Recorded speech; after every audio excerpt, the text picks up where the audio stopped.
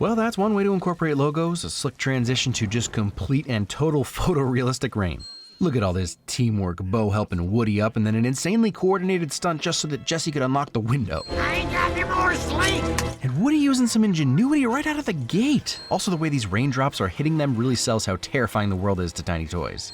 And then the rest of the toys being resourceful. It's like they have a checklist for my wins here. Molly, are you sure it's all right? Yeah, I don't want it anymore. Look at that, tying into the continuity from Toy Story 3. We've lost friends along the way, even Bo. Fun fact, that's the command that deleted all of Toy Story 2 that one time. Kids lose their toys every day. Sometimes they get left in the yard or put in the wrong box. Gotta be honest here, I respect Woody's loyalty to Andy because I'd be right on out of there with Bo Peep. I'm not generally attracted to ceramic lamp figurines, but I'm a sucker for flirts. As a person with grass to mow, I appreciate the longer grass around the swing support poles, because you don't always want to take the weed whacker out every time you mow. So this montage seems to have a shot that represents each movie or at least each stage of Andy's life. First with his backwards N on Woody's boot before it gets painted over in Toy Story 2, and then Jessie in the next shot after she ran away from Al, and then when Andy finally gives his toys to Bonnie. But none of them will ever love you the way I do. Randy's still killing it 2 decades later. You got your first dust bunny. What you gonna name it? Harry? Karen. Fuzzball? LeBron? Does LeBron stick to players? Is that the joke? Is it because Woody is trying to dribble the dust bunny? I don't know basketball sportsmen. Well, he's a cowboy, so that makes a lot of sense. Bonnie's toys all have the best names. Melephant Brooks, played by Mel Brooks. Cheryl Burnett. Bitey White. Carl Rhinoceros. Classic names for classic cast members. My name is Miss Wendy. I'm going to be your kindergarten teacher. Hats off to you pre-K, kindergarten, and even elementary school teachers. I mean, all teachers. But as the dad of a shy kid, he would never have made it through pre-K without Mrs. McCann walking up to our car at drop-off every morning with the most enthusiastic, "Hey, Jude," and walking him in. You are all angels.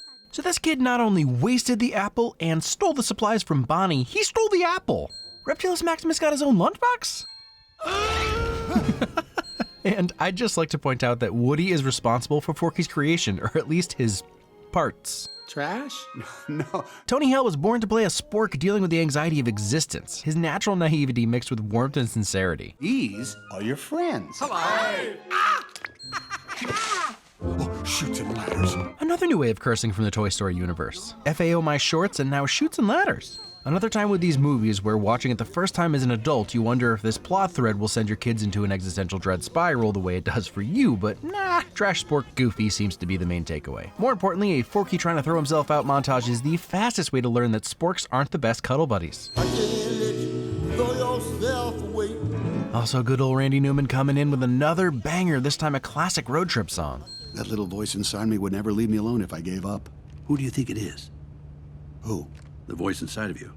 Who do you think it is? I like the Buzz is really taking on some of Tim Allen's real-world personality traits, just completely aloof to reality. But Buzz is still doing his best to help Woody, so good on you. Solid dolly zoom. They really nailed one of the hardest things to ever make believable in CGI and animation. Weight. Forky's weight feels 100% perfect. Memories that will last for the rest of her life. Huh? What? Put Buster Bluth in everything. Now it's to make sure you do yours. Carry me? No! Seriously?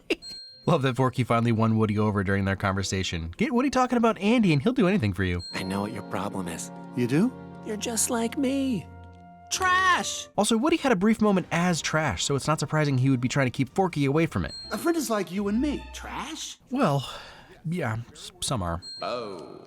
Bo, bo, bo, bo, bo. Forky is just the best. Forky is always a win. Is that a thing? That be a thing? That's a thing. I'm Gabby Gabby, and I love you. Wow, you need to fix that.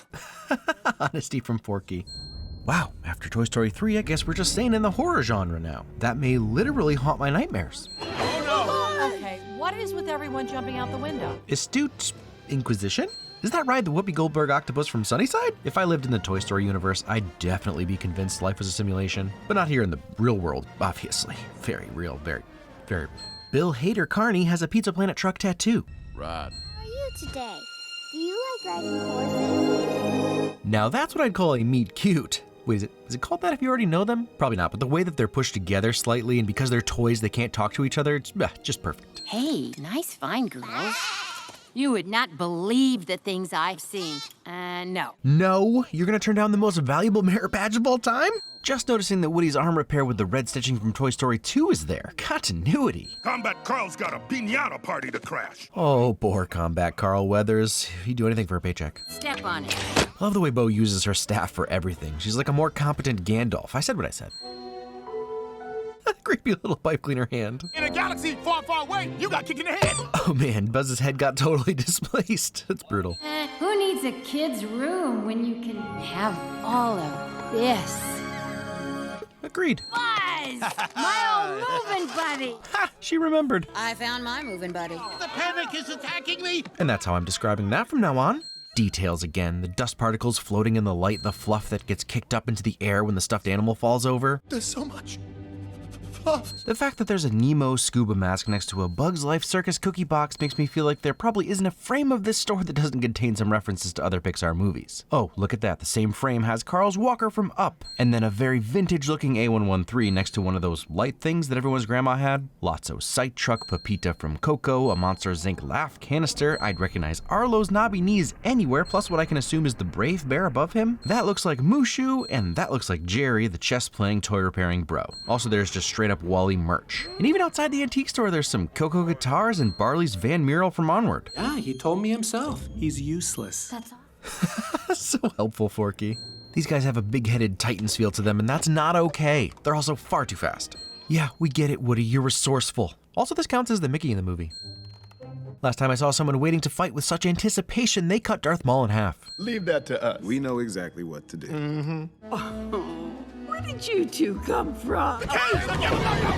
Well, we're not doing that. Ooh, what about winner, winner, chicken dinner? Yes. You know it's coming the second time, and it still lands so perfectly. And the third time's a charm. Pretty much everything Key and Peele do is pitch perfect. But this entire bit is a real showcase. Also, she lives at 237, can't escape The Shining. Is that a real code? Could I use that code? Someone has to have tried it by now.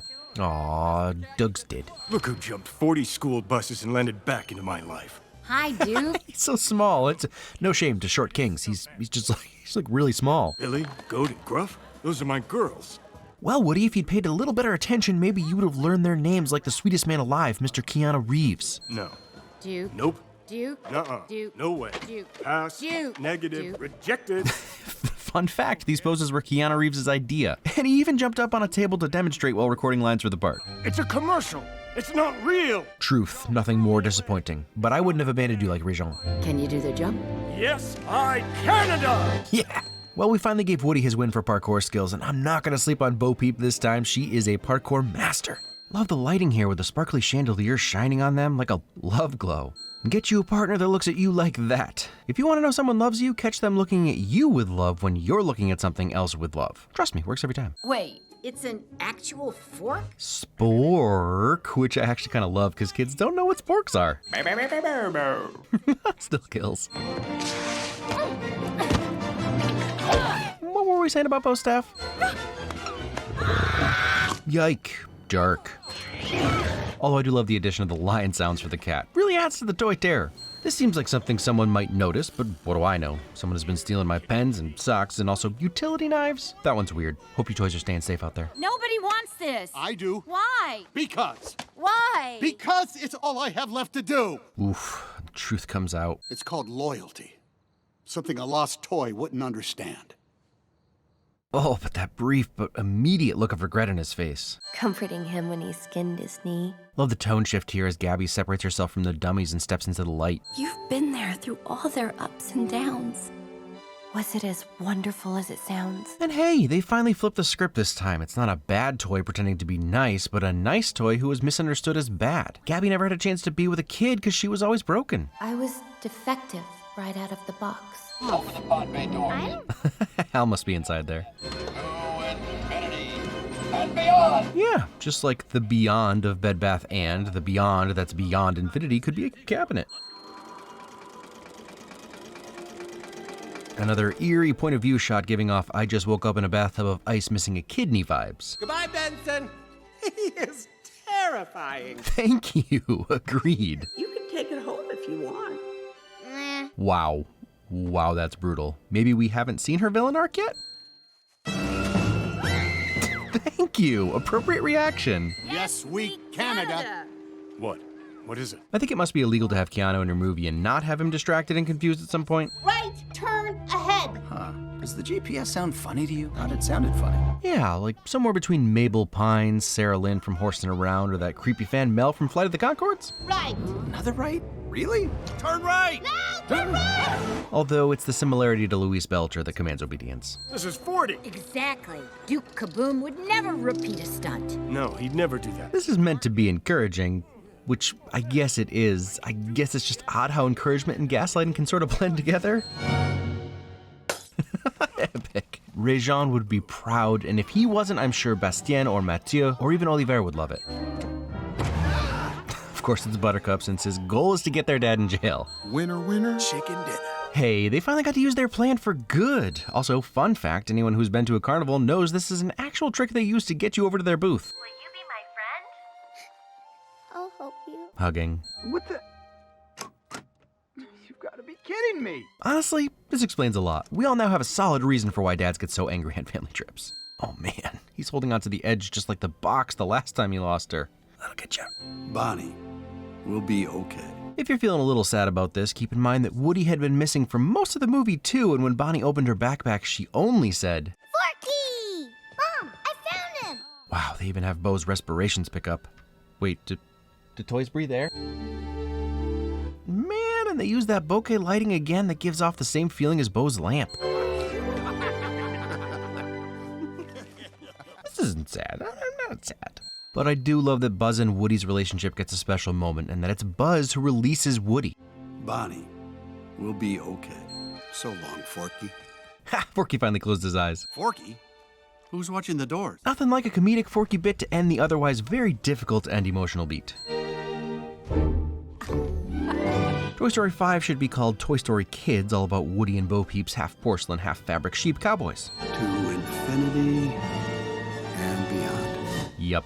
I love the way they take this silly phrase to actually mean something for their relationship. Hanging from a carnival stand beats the alternative. Good for you, Karen. Ironically, not to be confused with this Karen. Checks out. Pretty much the best moment in the entire movie. You really have laser eyes. Yeah. Whoa. You just can't beat them walking towards each other. How am I, alive?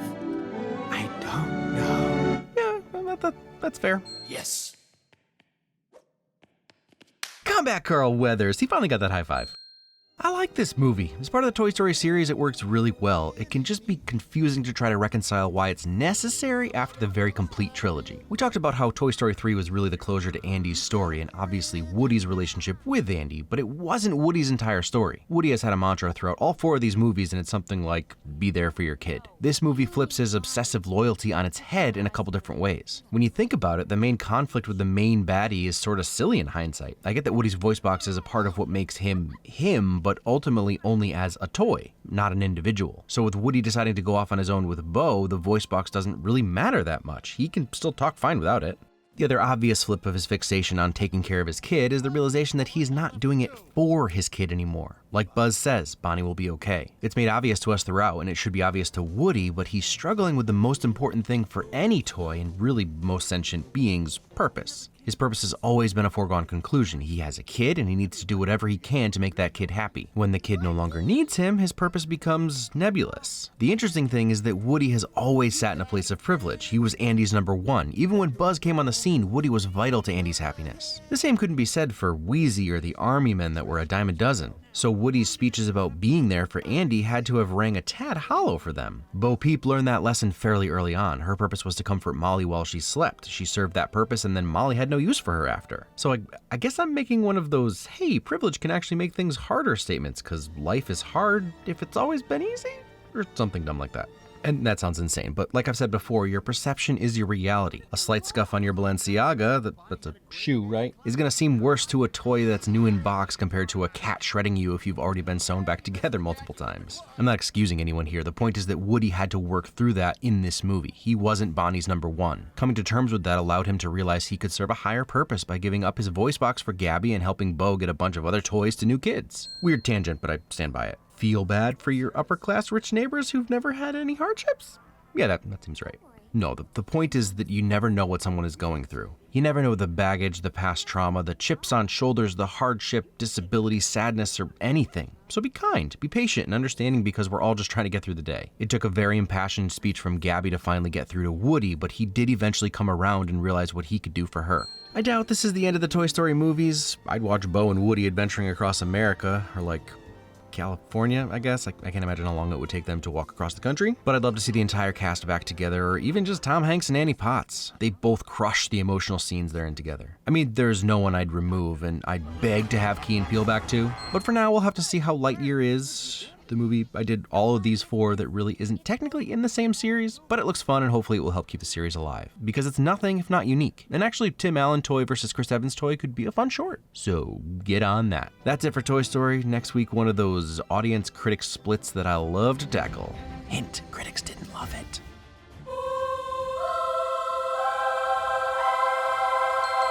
You kaboom! Canada's greatest stuntman. Oh yeah. Huh. Duke, we need Hold to... on, one more. Oh yeah. What brings you back?